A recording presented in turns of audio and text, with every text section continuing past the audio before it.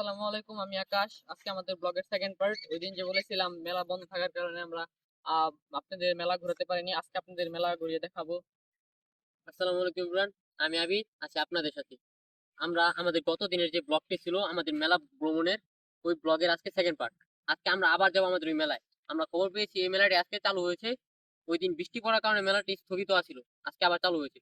আজকে আমাদের মেলায় আরেকজন নতুন সঙ্গী যুক্ত হয়েছে। চলেন এবার ওই সঙ্গীর সাথে আপনাদের পরিচয় করে দিব। আসসালামু আলাইকুম বন্ধুরা, আমি মাহিম। আমার দুই বন্ধু আবিদার আকাশের সাথে আমি এই মেলার ব্লগে যাচ্ছি এবং আমি আপনাদের সাথেই থাকবো। আমরা এই ব্লগটি আমাদের এলাকার পাতা থেকে শুরু করছি, কারণ আমরা একটু আগে ছবি বা কিছু ভিডিও স্যাম্পল তৈরি করার জন্য এই পাতায় এসেছিলাম। এখন আমরা আস্তে আস্তে আমাদের মেলার দিকে যাব। আমার সামনে রয়েছে আমার বন্ধু এবং ভাই, যাকে আপনারা একটু আগে পরিচিত হলেন, একটু আগে আমাদের সাথে পরিচিত হলেন, এবং আমার এক বড় ভাই করিম ভাই। এখন আমরা মেলার দিকে যাচ্ছি, আপনারা আমাদের এই ব্লকের পাশে থাকেন।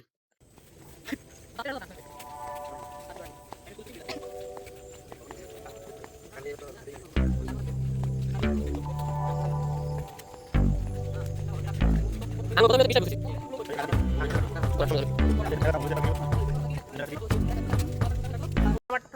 আপনারা ভাবতে পারেন শুধু আবিদ একাই কথা বলে, আমি কেন কথা বলি না। আসলে আমি কথা বলতে পারি, কিন্তু আমি একটু কম কথা বলি, যার কারণে আপনারা আমার কথাই খুব কম দেখতে পারেন। ওই খুব মানে কথা বলতে পারে ভালো, ওই জন্য মানে ও কথা ভালো বলে, মানে বেশি বলে, এটাই।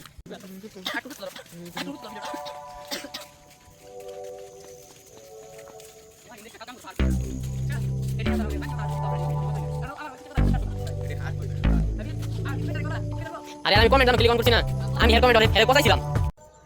আপনাদেরকে একটা খবর জানিয়ে রাখি যে আমরা যে স্থানে ছিলাম, মানে এলাকার ওই পাতাটা, ওইখান থেকে আমাদের মেলার দূরত্ব প্রায় অনেক বেশি, যার কারণে আমরা কিছু কিছু স্থান আপনাদেরকে স্কিপ করে ভিডিওর মাধ্যমে দেখাচ্ছি।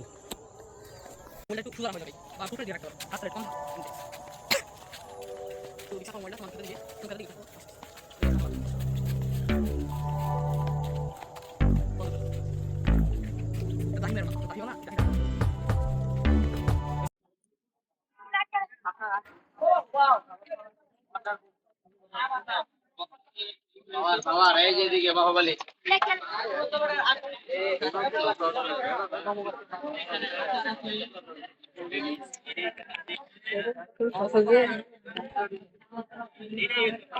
বিভিন্ন বাজার পরিচালনা আছে।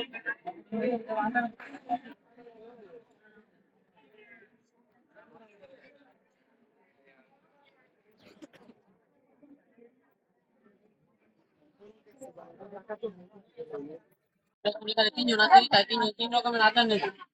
আমরা সিলেক্ট করেছি চালতার আচার, খেজুরের আচার এবং আমসত্বের আচার, ধনে আচার, ধনে আচার। তাই 20 করে চালতা, খেজুর আর আমসত্বের আচার।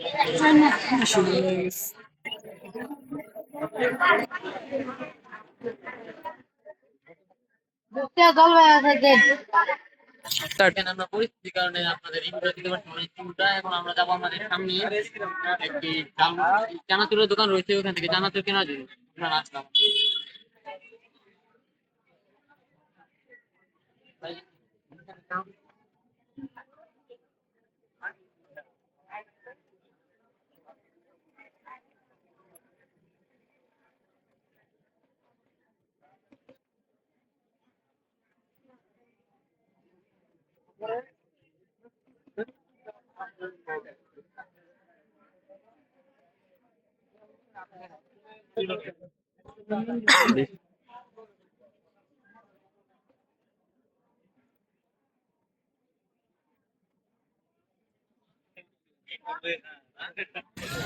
আমরা মেলায় খাবার পরিবেশ না পাওয়ার জন্য আমরা সাইডে চলে এসেছি একটি জায়গায়, যেখান থেকে আমরা আপনাদেরকে একদম অনেস্ট রিভিউটা দিতে পারবো।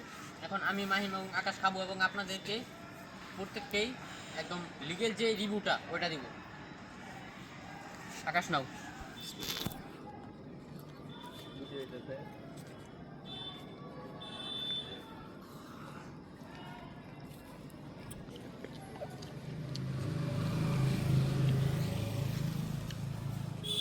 কার কাছে চানাচুরটাকে কেমন লেগেছে একটু জ্বালাও। আমার কাছে খুবই ঝাল লাগছে এই চানাচুরটা, অনেক।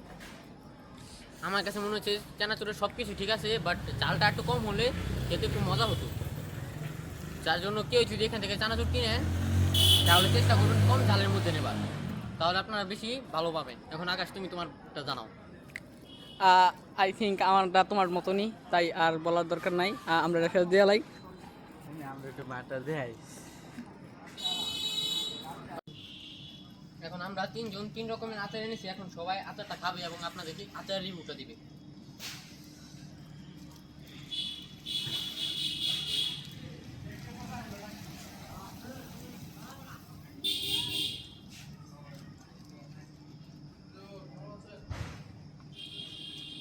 প্রথমে আকাশ আপনাদেরকে আকাশের আচারের রিভিউটা দিবে। বলতে গেলে আচারটা একটু বেশি মিষ্টি হয়ে গেছে, আর একটু কম মিষ্টি, আর একটু ঝাল দিলে ভালো হতো আচারটা। আর আচার এটা মানে দোকান থেকে কিনা আর ওইখান থেকে কিনা মানে কোনো পার্থক্য নেই, মানে এটা তো মানে বাড়ানি আচার, আর ওইটা হলো যা বিক্রি করে মানে মুদির দোকান বা অন্যান্য দোকানে। আর এটা একটু ঝাল কম হলে ভালো, মানে বেশি হলে ভালো হতো। এখন আমাদের মাহিম মশাই। আমি এখন যে আচারটা খাচ্ছি এটি হলো চালতার আচার। এই আচারটার টেস্ট খুবই ভালো, কিন্তু এখানে একটু লবণ বেশি হয়েছিল। যারা এই আচারগুলো খাবেন তারা একটু লবণ কম দিয়ে খাবেন, যাতে একটু টেস্টটা ভালো আসে। আমার মুখে এখনো চানাচুরে ঝালটা লেগে আছে, যার কারণে আমি এখনো সুন্দরভাবে তেঁতুলের আচারটা রিভিউ করতে পারছি না। কিন্তু আমার মনে হচ্ছে আচারটা পর্যাপ্ত পরিমাণে মিষ্টি হওয়ার চেয়ে একটু অতিরিক্ত মিষ্টি হয়ে গেছে, যার কারণে যদি আমি একটু বেশি লবণ নিই তারপর এটার আসল যে ফ্লেভারটা এই ফ্লেভারটা পাচ্ছি না।